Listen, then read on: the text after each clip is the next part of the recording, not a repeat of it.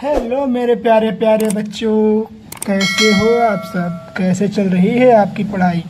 बच्चों, आपका पेपर दिन प्रतिदिन पास आता ही जा रहा है और उम्मीद है आपकी पढ़ाई भी बेहतर चल रही होगी और आप भी बेहतर होंगे। तो प्यारे बच्चों, अब आप तैयारी और तेज कर दीजिए क्योंकि आपका एग्ज़ामिनेशन दिन प्रतिदिन पास आते जा रहा है।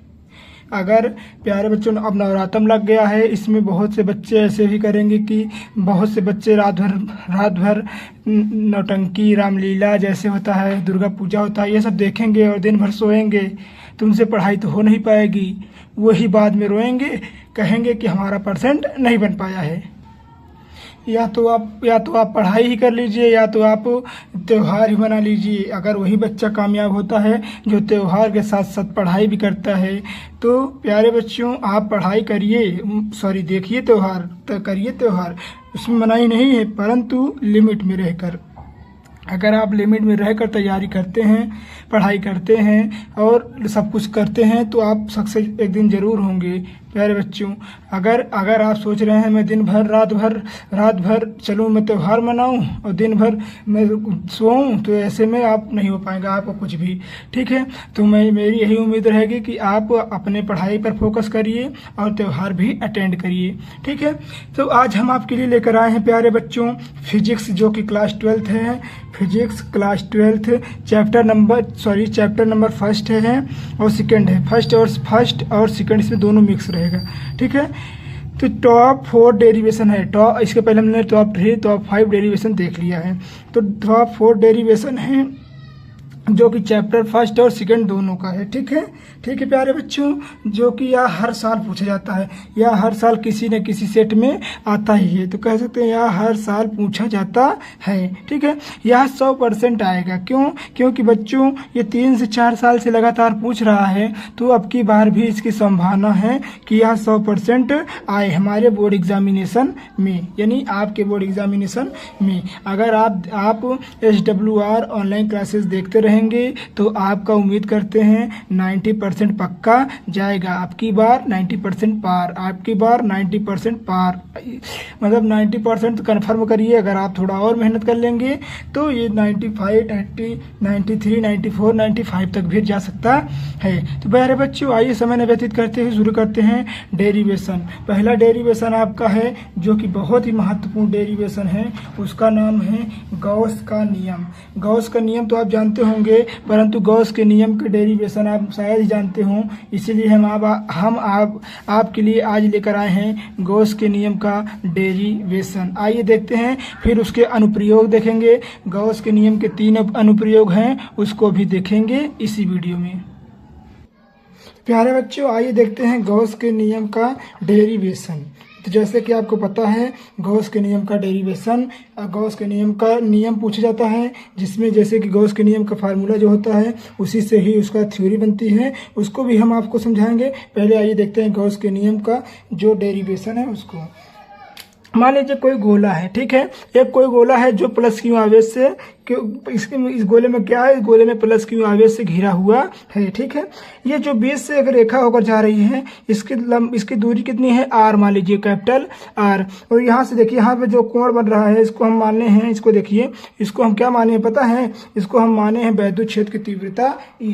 इसको क्या माने मेरे बच्चों, इसको हम माने वैद्युत क्षेत्र की तीव्रता E माने हैं। और यहाँ पर देखिए, ये जो यहाँ पर एक छोटा सा कह सकते हैं, कोई एक जैसे कि प्राप्त होता है ना, क्या कहते हैं उसको, कहते हैं कि एक नियतांक प्राप्त होता है जिसको हम ds लिख लिए हैं, और इस बिंदु पर हमें वैद्युत क्षेत्र की तीव्रता ज्ञात करनी है जिसको हम P से डिनोट किए हैं। तो क्या कह रहा है, आइए देखते हैं। बिंदु P पर उत्पन्न वैद्युत क्षेत्र, बिंदु P पर जो उत्पन्न वैद्युत क्षेत्र, यहाँ देखिए बिंदु P है ना, P पर उत्पन्न वैद्युत क्षेत्र है, उसी को हमको ज्ञात करना है।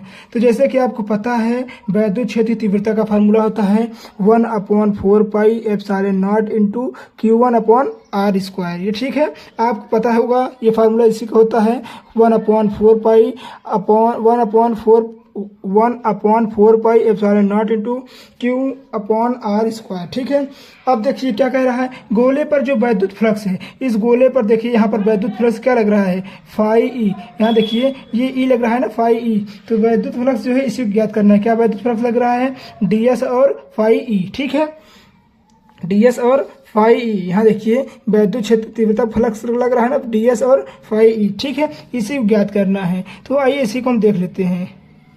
तो प्यारे बच्चों, फार्मूला होता है फाई ई बराबर phi E ds cos theta, phi E बराबर phi E ds cos theta is equal to, यहाँ देखिए इज इक्वल टू क्या दिया है, phi E vector dot ds, phi E vector dot ds। तो यहाँ वेक्टर नहीं लगा, तो इसको यहाँ वेक्टर पहले कर लीजिए। ठीक है, तो क्या कह रहा है प्यारे बच्चों, phi E vector dot ds। ठीक है, अब यहाँ देखिए इतना हो गया हमारे पास। ठीक है, अब फिर क्या कह रहा है, यहाँ देखिए हमने क्या माना है, माना फाई ds बराबर क्या होता है, 4π∨r²।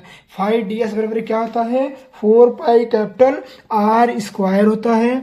अब यहाँ देखिए इसको देखिए, ये जो ई निकाले थे, ई को बराबर हमने क्या माना था, तो ई बराबर हमने क्या माना है, यहाँ देखिए ई बराबर हमने ऊपर माना है क्या, 1/4πε0 Q/R²। यहाँ देखिए माने हैं ना। ठीक है, तो हमें विद्युत फ्लक्स ज्ञात करना था। अब यहाँ देखिए आइए ज्ञात कर लेते हैं।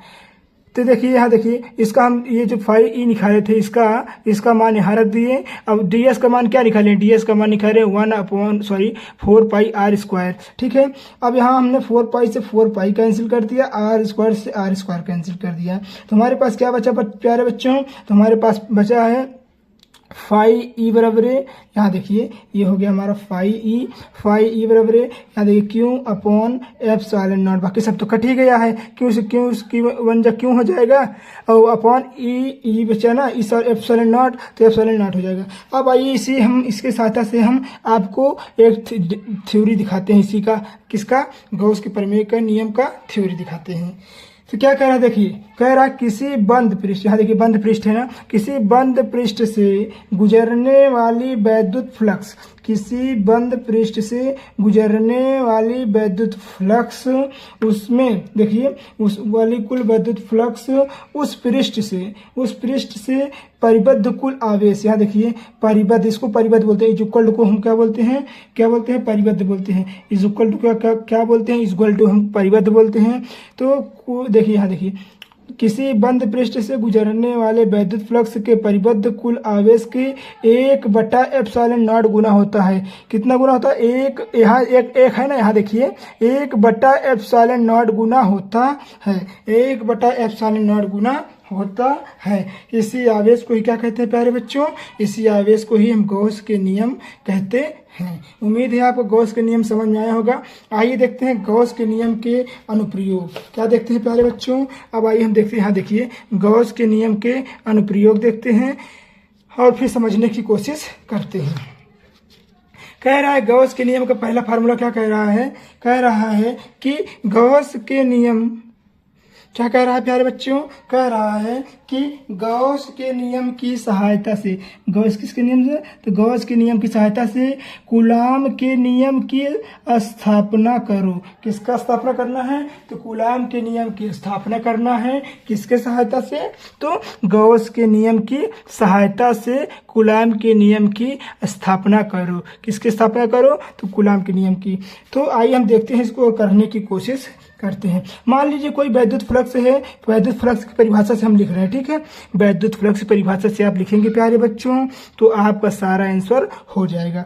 तो क्या कह रहा है कि वैद्युत फ्लक्स की परिभाषा से, तो फाई, देखिए यहाँ देखिए अभी हमने कूलाम के नियम में लगाया था ना, तो वही यहाँ भी दिया है। क्या, D phi is equal to E D A, D phi is equal to E D A. तो D phi E is equal to, यहाँ हम ए क्या मान लिए, ई बाहर कर लिए, तो जो हमारा डी ए था ये समाकलन हो गया, समाकलन ए हो गया, तो हमारा क्या हो गया, समाकलन ए डी ए हो गया। ठीक है, फिर यहाँ देखिए हम यहाँ पर डी फाई ई लिए ना, अब ई ए इसका टोटल समाकलन क्या हो जाएगा, ए हो जाएगा। इसका हो जाता है 1, तो हमारे पास क्या बचेगा, ए बचेगा, तो इसका समाकलन हो जाएगा ए। ठीक है, क्या हो जाएगा प्यारे बच्चों, समाकलन ए हो जाएगा। तो हमारे पास क्या निकल कर आएगा, D phi E is equal to E A, D phi E is equal to E A, ये निकल कर आया।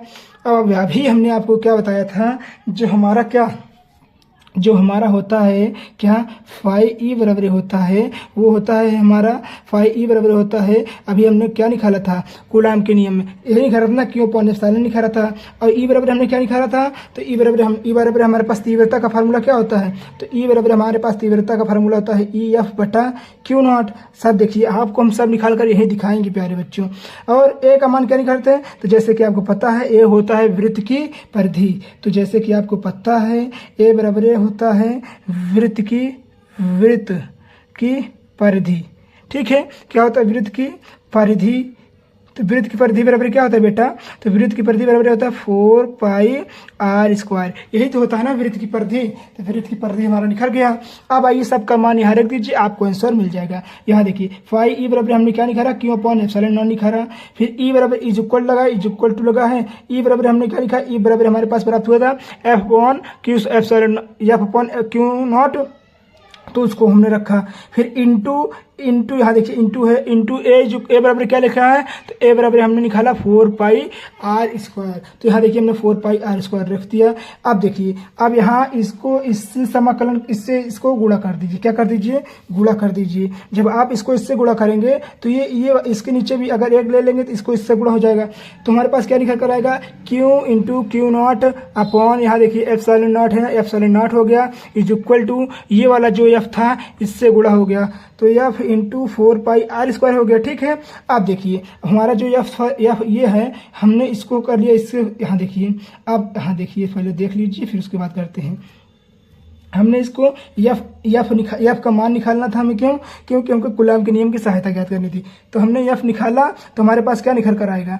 अब यहाँ देखिए एफ जब एफ नीचे जाएगा तो ये ऊपर, ये जब एफ इधर जाएगा तो ये वो 4 पाई आर स्क्वायर क्या हो जाएगा, नीचे चला आएगा, तो हमारा हो जाएगा F is equal to 1 upon 4 pi epsilon naught, फिर क्या था Q1 Q2, देखिए जब इसको हम गुणा नीचे एक करेंगे तो ये एक हो जाएगा, तो एफ हो जाएगा, ये जो है ये वाला 4 पाई आर स्क्वायर यहाँ चला जाएगा, तो हमारा हो जाएगा 1 upon 4 pi epsilon naught into Q1 into Q naught upon R square, यही हुआ हमारा फार्मूला। ये हमारा क्या हुआ बच्चों, तो ये हुआ हमारा प्रूव्ड।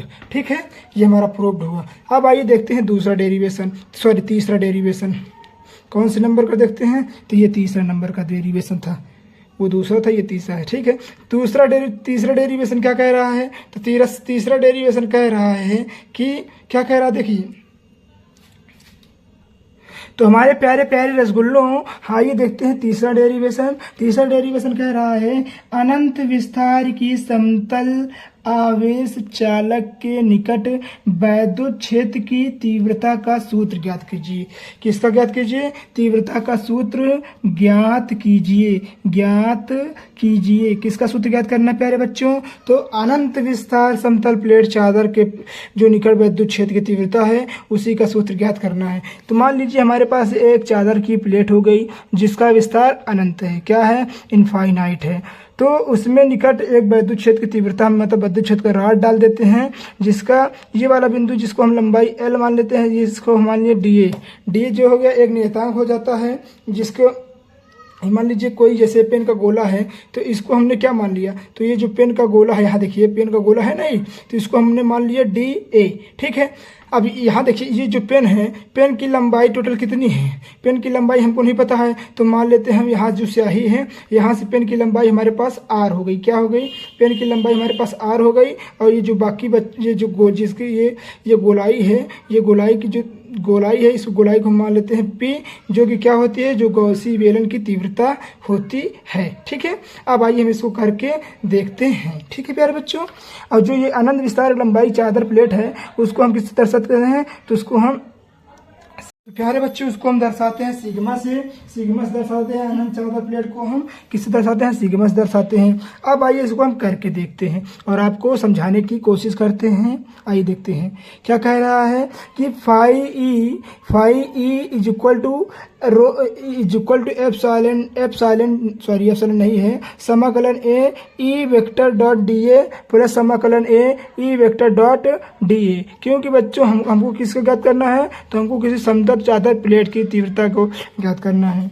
तो हमारे पास यहाँ देखिए ई और ई दोनों कॉमन है, तो हमने इसको बाहर निकाल लिया। ठीक है, इसको हम बाहर निकाल लेंगे तो हमारे पास क्या बचेगा, समाकलन ए डी ए प्लस समाकलन ए डी ए। ठीक है, अब ई हमने बाहर निकाला था, तो समाकलन जब इसको हम ए डी ए का निकालेंगे तो हमारे पास क्या निकल कर आएगा, ए निकल कर आएगा। फिर उसके बाद जब दूसरा निकालेंगे तो दूसरे में तो डी ए डी है, यहाँ देखिए दूसरे में भी तो ए डी ए है, तो इसका भी निकल कर आएगा ए। ठीक है, तो हमारे पास ए और ए 2 हो गया, तो हमारे पास टोटल कितना हो गया 2a।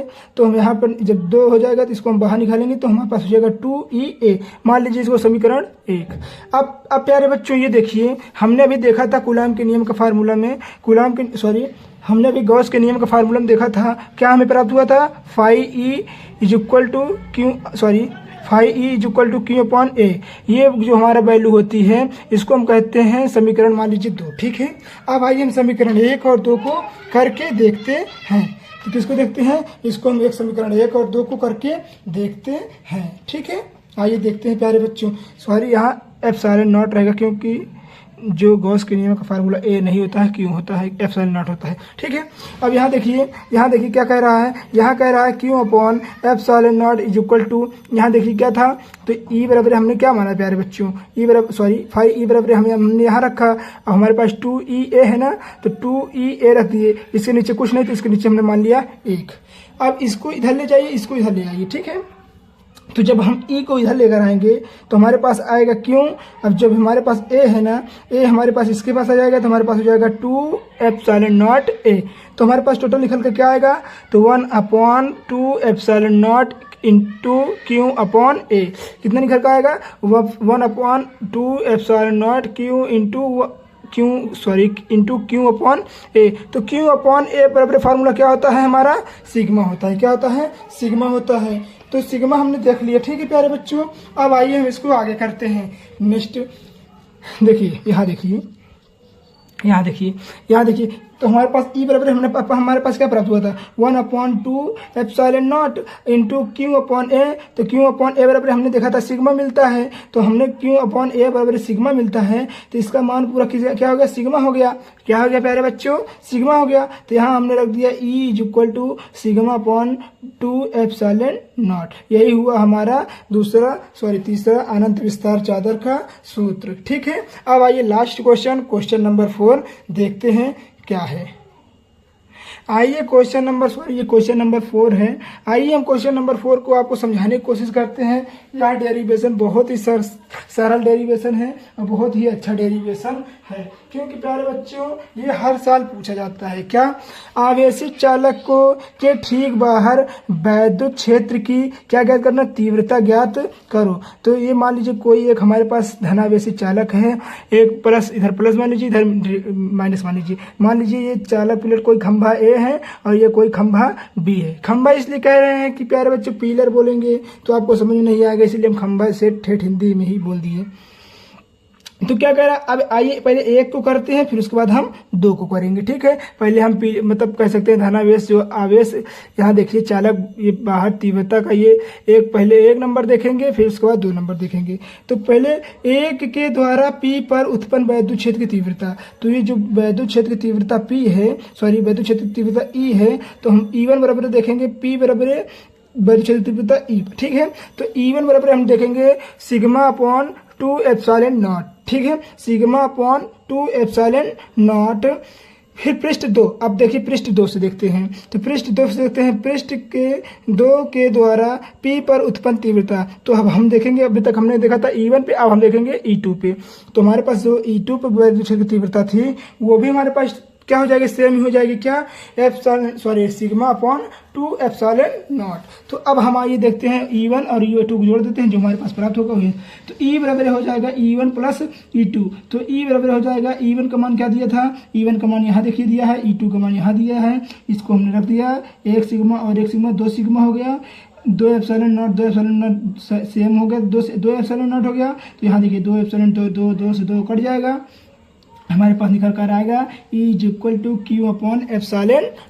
यही हुआ बच्चों हमारा आवेशित चालक प्लेट के बाहर वैद्युत क्षेत्र की तीव्रता। उम्मीद है प्यारे बच्चों आपको यह चारों डेरिवेशन बहुत अच्छे से समझ में आया होगा। अगर आपको वीडियो अच्छी लगी हो तो प्लीज़ वीडियो को लाइक कर दीजिएगा एंड चैनल को सब्सक्राइब कर दीजिएगा और अपने दोस्तों तक शेयर करना इससे नहीं भूलिएगा। मिलते हैं किसी नेक्स्ट वीडियो में, तब तक के लिए थैंक यू।